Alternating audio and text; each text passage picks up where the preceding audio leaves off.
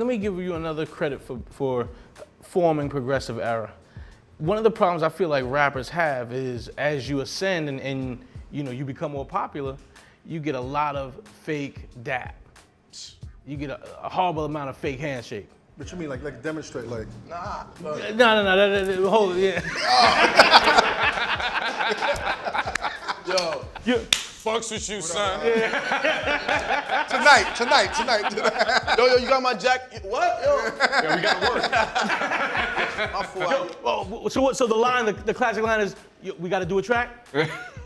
Like, yo, my thing on that, like, with meeting people, I hate when people come to me, they meet me for the first time, and the first thing they like, yo, we gotta get a track. Like, that's not me. Like, before we get a track, like, what? Like homie, yo, let's vibe. Like, yo, let's chill out. Like, and let me see what you want. Like, let's put our ideas together. Like, cause I feel like nowadays, like, with the internet being present, like, everybody just want to send you a track and you hop on the verse and it sounds fake. Like, it sounds like it was recorded two different places. Right. Verses is totally different from people each other. mailing in their lyrics. Yeah, like, fuck that. Like, that's not how I am. Like, I'm a hands-on type of person. Like, gotta be there, like, physically and shit. Like, that's how I like to work. You know what's really amazing about your movement, man, is, and I mentioned this before, it's like y'all are so technical with the flow. And you would imagine that in this day and age, that really doesn't really exist. Like, it's so much easier to get up there and make a hit without necessarily the technical flow.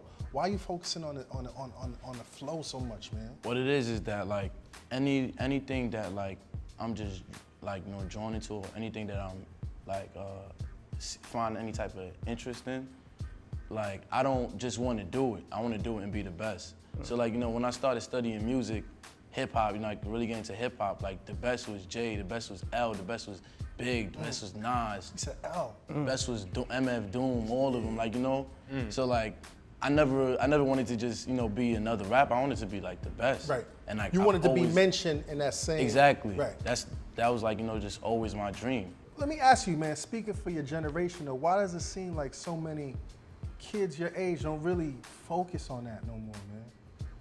Because what's put into their faces all the time. Like, you realize every time you look up, there's somebody telling you to buy something, advertise something. It's like the same thing. Like, when you watch a TV, like, there's always something being put into your face, and like, people just automatically go based upon that. Like, oh yeah, that's what everybody else is watching. Like, yeah, that's the shit. People don't, like, really do a lot of research. I mean, but you can't really blame it, because it is like a separation between mainstream and underground. Right. It wouldn't be mainstream, it wouldn't be underground if it wasn't this way. Right. So would you consider yourself an underground MC?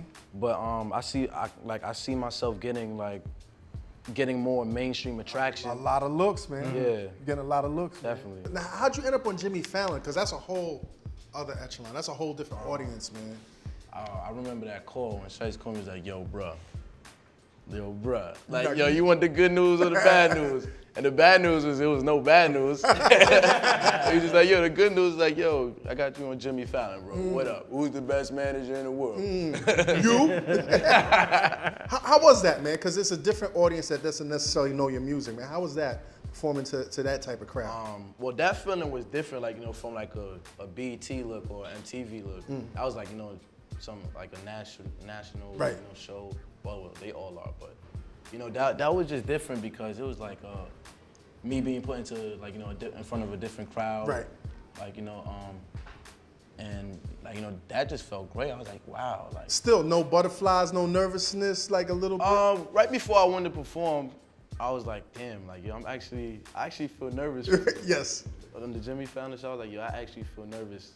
But then, like, I started walking up there, I was like, yo, fuck. I got this. Fuck. Yes. Yes. Scared to see Questlove in the back? Yes. Yes. Right, you rocked with the Roots before? Huh? You rocked with the Roots before? Prior to that, no, that was the first time. First time? Yeah. And you weren't scared?